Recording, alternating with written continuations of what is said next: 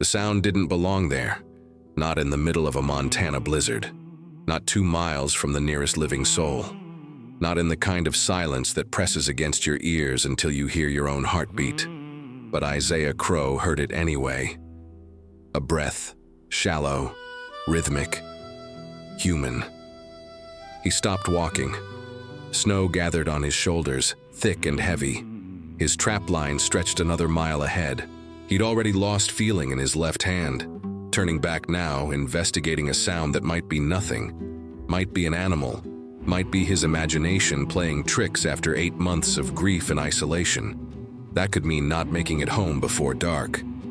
He took 1 step forward.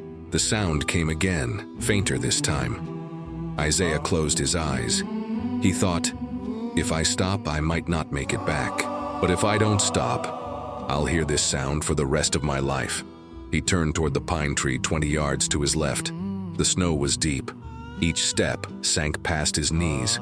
His breath came out in white clouds that vanished instantly in the wind. When he reached the tree, he saw nothing at first, just drifts piled against the trunk, branches sagging under the weight of ice. Then he saw the hand, fingers extended from beneath the snow, dark skin against white powder, not moving, just there. Isaiah dropped to his knees and started digging. What he found beneath the snow would force him to choose between the safety he'd built and the memory of the woman he'd lost, between the approval of men who looked like him and the voice inside him that sounded like Sarah whispering, "You know what to do." And neither side would forgive the choice. Her eyes opened when he pulled the last layer of snow from her face. Not wide, not with recognition, just the minimum movement required to confirm she was still alive. Isaiah had seen enough death to know what dying looked like. This woman was dying. She was young, maybe 20, maybe younger. Hard to tell with the hollows in her cheeks, the blue tint to her lips. Her clothes were torn, not from wear, but from running through brush in desperation. Dried blood streaked her neck, and her belly, swollen beneath the thin deerskin dress, told him everything he needed to know about why she'd collapsed here instead of somewhere safer. She was pregnant, and alone, and fleeing something worse than a Montana winter. Isaiah's hands moved automatically. He shrugged off his coat, wrapped it around her shoulders. She didn't respond, didn't thank him, didn't speak, just looked at him with eyes that had already accepted what came next. He thought, I can't carry her. It's 2 miles back, the snow is too deep, I'll die trying. But then he thought, Sarah would have tried. So he tried. He made it a 1/4 mile before his legs gave out the first time. The woman wasn't heavy. Starvation had taken care of that. But dead weight in waist-deep snow, with wind tearing at his face and ice forming in his beard, was a different kind of burden. Isaiah fell to one knee, set her down as gently as he could. His chest heaved. Every breath felt like swallowing broken glass. He could leave her here, go back, get help, return with a horse and proper supplies. But he knew what that meant. She'd be dead before he made it a mile, and the snow would cover her by morning. No one would ever know. He looked at her face. Her eyes were closed now, lips barely moving. He thought about Sarah, about the day she went into labor, about how he'd run 5 miles to fetch the midwife, and how when they'd returned, Sarah was already hemorrhaging. About holding his wife's hand while she died because he hadn't been fast enough. About holding his stillborn son afterward. About how the midwife had said, sometimes there's nothing you can do. Sometimes you just have to watch. Isaiah stood up, lifted the woman again. Not today. He fell twice more before reaching the cabin. The second time, he stayed down for a full minute, breathing, staring at the sky where snow fell in endless gray sheets. The woman's head lolled against his chest. He couldn't tell if she was still breathing. He forced himself up. The third time, he fell hard, knees slamming into frozen ground. The woman tumbled from his arms. He crawled to her, put his ear to her mouth. There, faint, but there. Come on, he whispered. To himself or to her, he didn't know. Come on. He stood, lifted, walked. When the cabin appeared through the storm, it looked like salvation. But Isaiah knew better. Salvation would have been leaving her under the tree. Salvation would have been going home alone, unburdened, with a story for no one. This wasn't salvation. This was a choice that would cost him everything. He kicked the door open and carried her inside. 3 days passed. Isaiah kept the fire burning, fed her broth 1 spoonful at a time when she was conscious enough to swallow, cleaned the wounds on her arms and neck, wrapped her in every blanket he owned. She didn't speak, didn't tell him her name, didn't tell him what she was running from. But he knew. Montana Territory in 1879 was a place where lines were drawn in blood. Settlers versus natives, cavalry versus warriors, people who took land versus people who'd always lived on it. And a white man hiding an Indian woman in his cabin was standing on the wrong side of every line that mattered. On the 4th day, she opened her eyes and looked at him with something close to clarity. He was sitting by the fire mending a trap that didn't need mending, just keeping his hands busy. When he noticed her watching, he set the trap down. "You're safe," he said. Not because it was true, because it was what Sarah would have said. The woman blinked once, slowly. Her hand moved to her belly. Then she closed her eyes again. The knock came on the 5th day. 3 sharp raps on the door. Authoritative. Deliberate. Isaiah was spooning broth into the woman's mouth when he heard it. He froze. Looked at her. She was awake. Eyes suddenly wide with something beyond fear. Another knock. "Isaiah, you in there?" It was Garrett, the foreman from the ranch where Isaiah worked. A good man by most measures, fair wages. Didn't ask questions. Didn't care that Isaiah spent his nights alone in a cabin talking to ghosts. Isaiah stood, whispered, "Don't move, don't make a sound." He walked to the back room, guided the woman to her feet as gently as he could. She was weak, could barely stand. He lowered her onto the bed, covered her with quilts and furs until she vanished beneath them. Then he went to the door, opened it just wide enough to stand in the frame. Garrett stood on the porch, snow gathering on his hat. 2 other men from the ranch flanked him, all of them armed. "Garrett," Isaiah kept his voice level. "Isaiah." Garrett's eyes flicked past him, scanning what he could see of the cabin. "Militia came through this morning, looking for a woman. Indian. Said she killed a soldier at the fort." Isaiah's hand tightened on the doorframe. "That so?" "They're checking every cabin within 20 miles. Asked if we'd seen anything." Garrett paused. "You seen anything?" 5 seconds. That's how long Isaiah had to decide. 5 seconds to weigh the life of a stranger against his own safety, against his job, against the fragile peace he'd built in this territory where peace was a luxury most men couldn't afford.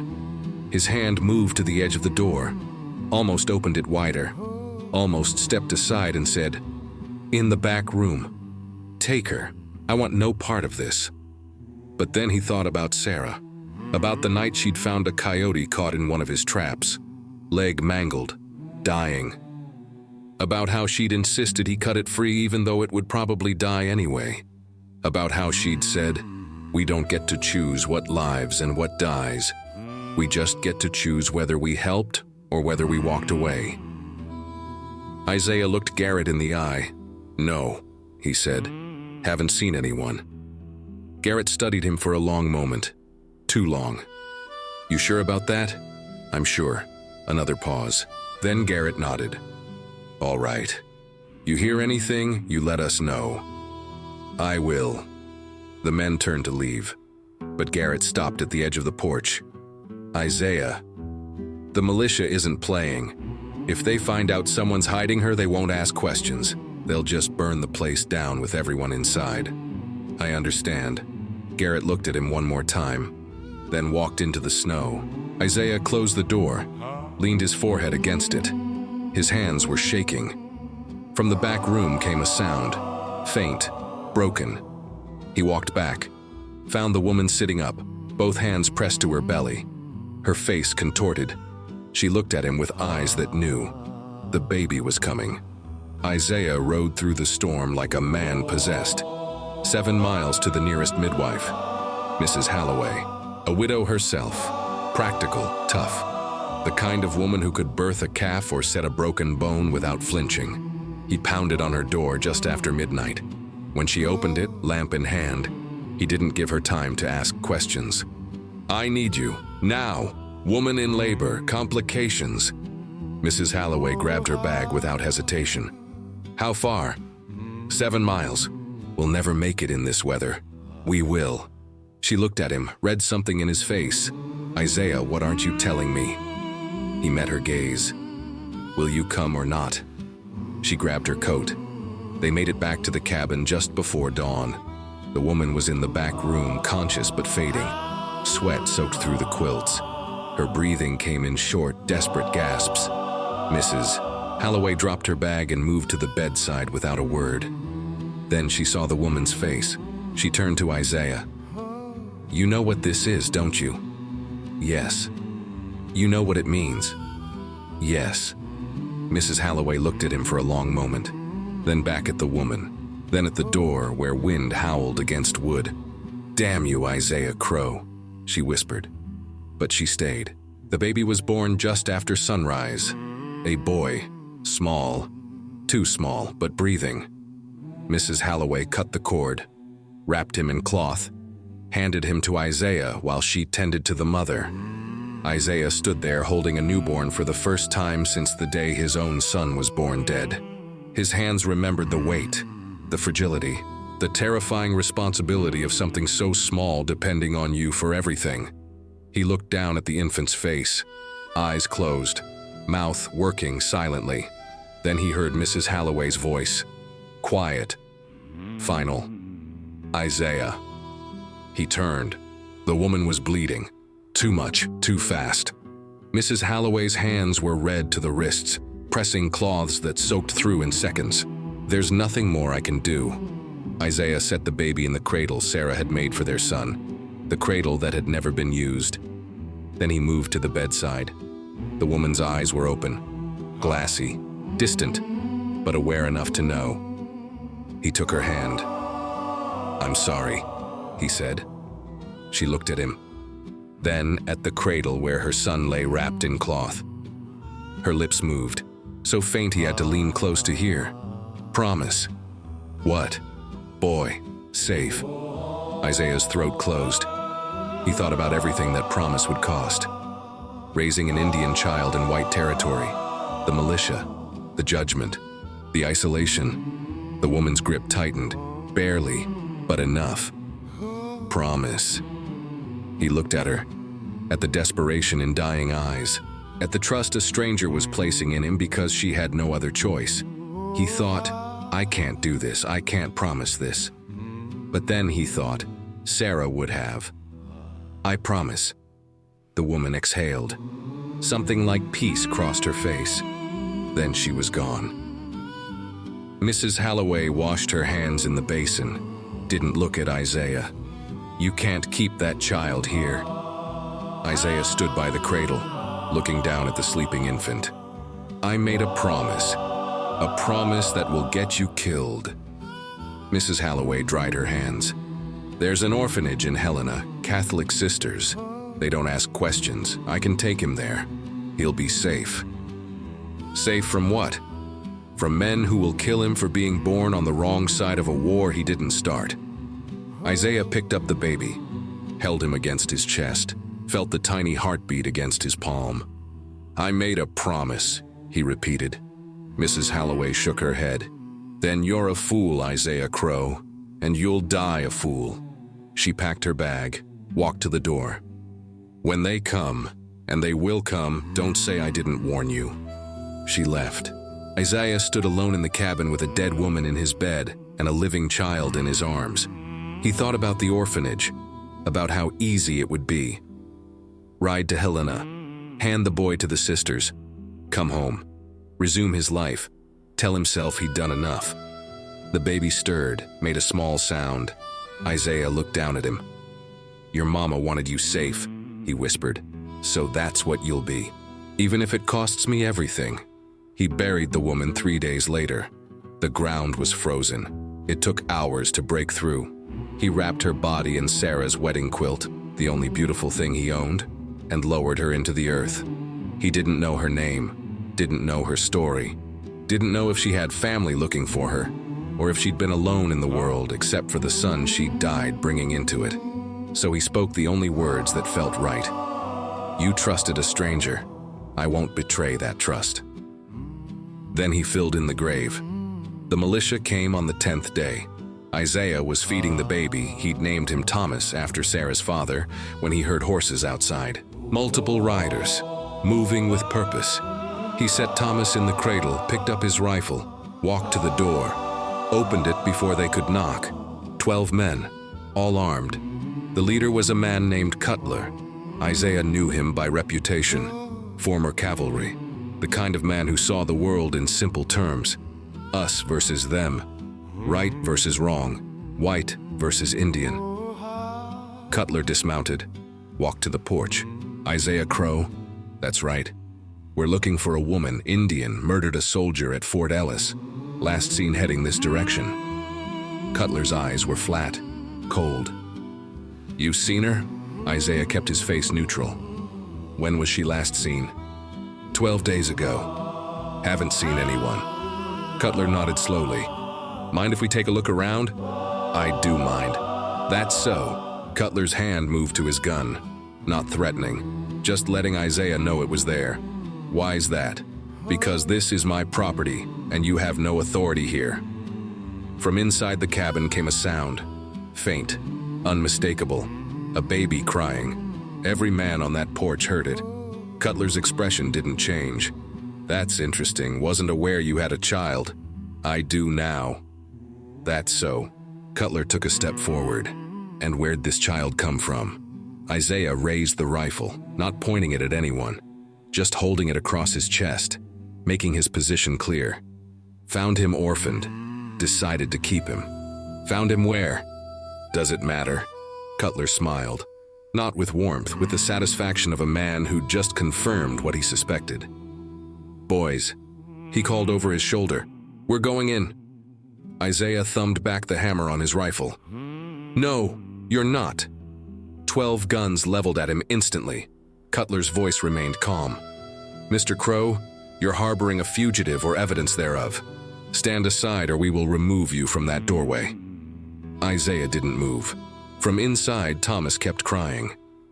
Isaiah thought about Sarah, about the night she'd told him she was pregnant, about how they'd lain in bed making plans for the child they'd never raise, about how she'd said, "If anything happens to me, promise you'll teach him to be kind, even when it's hard, especially when it's hard." He looked at Cutler. "That child is under my protection. If you want him, you'll have to go through me." Silence. 12 men with guns. One man with a rifle and a door at his back. Then Garrett pushed through the group, the foreman, the man who'd come looking 5 days earlier. "Let me talk to him," Garrett said quietly. Cutler stepped aside. Garrett walked up to the porch, spoke low so only Isaiah could hear. "They'll kill you, Isaiah. They'll kill you and take the child anyway. What does your death accomplish?" "It accomplishes living with myself. By dying. By choosing right over easy." Garrett looked at him for a long moment, then shook his head. "You're the most stubborn fool I've ever known." He turned back to Cutler. "He's not going to stand aside." Cutler nodded. "Then we go through him." The men raised their weapons. Isaiah's finger tightened on the trigger. Then a voice cut through the tension. "You boys planning a murder today?" Everyone turned. Mrs. Halloway sat in a wagon 20 yards down the path. Beside her sat Father Donnelly from the Catholic church in town. And behind them, written on paper Mrs. Halloway held high. Adoption papers. Signed.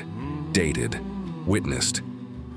"That child," Mrs. Halloway called out, "is legally adopted under territorial law. Killing his father would be murder. Killing him would be killing a legal citizen. Which one of you wants to explain that to a judge?" Silence. Cutler looked at Mrs. Halloway, at Father Donnelly, at the papers, then back at Isaiah. "This isn't over," he said quietly. "Yes," Isaiah replied. "It is." Cutler mounted his horse. The militia rode away. Isaiah lowered his rifle. "Mrs. Halloway climbed down from the wagon, walked to the porch. "You're welcome," she said. "Why?" She looked at him. because I delivered that boy into this world, and because your wife was the kindest woman I ever knew, and because someone has to stand between the righteous and the ruthless, or there's no hope for any of us." She handed him the papers. "They're legal. I made sure of that. The boy is yours, for whatever that's worth." She turned to leave. "Mrs. Halloway." She stopped. "Thank you." She nodded once, then climbed back in the wagon and left. Father Donnelly tipped his hat to Isaiah. Then they were gone. Isaiah stood alone on the porch with adoption papers in one hand and a rifle in the other. Inside, Thomas had stopped crying. Isaiah went back in, picked up the baby, held him close. "You're safe now," he whispered. "I promised your mama, and I keep my promises, even when they cost everything." 7 years passed. Isaiah no longer worked at the ranch. Garrett had let him go 2 weeks after the standoff, not from malice but from necessity. Too many men refused to work alongside someone who'd made that choice. He survived on hunting, odd jobs, trading meat and furs with people who either didn't know his story or didn't care. Thomas grew strong, learned to read from Sarah's old books, learned to track from watching Isaiah, learned to survive in a world that didn't want him. He was 7 years old when he finally asked the question Isaiah had been dreading. They were checking traps in the woods, early morning, frost on the ground. "Pa," Thomas's voice was small. "Yeah, son? Why do the men in town look at us like that?" Isaiah stopped walking, set down the trap he was carrying. "Like what? Like we did something wrong?" Isaiah crouched down, looked Thomas in the eye. "Because I made a choice once, a choice they didn't agree with." "What choice?" Isaiah hesitated, then decided. "Truth. I chose you." Thomas frowned. Was it the wrong choice? Isaiah looked at this boy, this child of a woman whose name he'd never known, this son who wasn't his blood but was his anyway, in every way that mattered. He thought about everything he'd lost: Job, community, respect, friends, the easy life he could have had if he'd just walked away that day in the snow. He thought about what he'd gained: a reason to wake up, a reason to keep Sarah's memory alive in something other than grief. A son. "No," Isaiah said quietly. "It was the only choice I could live with." Thomas looked at him with Sarah's eyes, dark instead of blue, but holding the same fierce trust. Then it was the right choice. Isaiah pulled him close, held him there for a moment. "Maybe," he whispered, "or maybe there's no such thing as right and wrong, just choices, and living with what they cost." That night, after Thomas fell asleep, Isaiah sat by the fire. He thought about the woman who died in his bed 7 years ago, about the promise she'd extracted with her dying breath, about whether he'd kept it or broken it. Thomas was alive, safe, growing, but was he happy? Was this life isolated, judged, other, what his mother had wanted when she'd whispered, "Boy, safe"? Isaiah didn't know. He only knew that when he looked in the mirror, he still recognized the man looking back. Some would say he'd chosen wrong, thrown his life away for a stranger's child, betrayed his own people for someone else's. Others would say it was the only choice that mattered. Isaiah never knew for certain which was true. He just knew that on cold nights when Thomas slept safely in the next room, he thought about Sarah, about the night she'd freed that coyote, about how she'd said, "We don't get to choose what lives and what dies. We just get to choose whether we helped or whether we walked away." He'd helped, and maybe that was enough. But 3 territories west, another man faced a similar choice when a stranger appeared at his door seeking refuge. And when the time came to decide, he opened the door, let them in, and learned that sometimes the cost of kindness is paid in blood.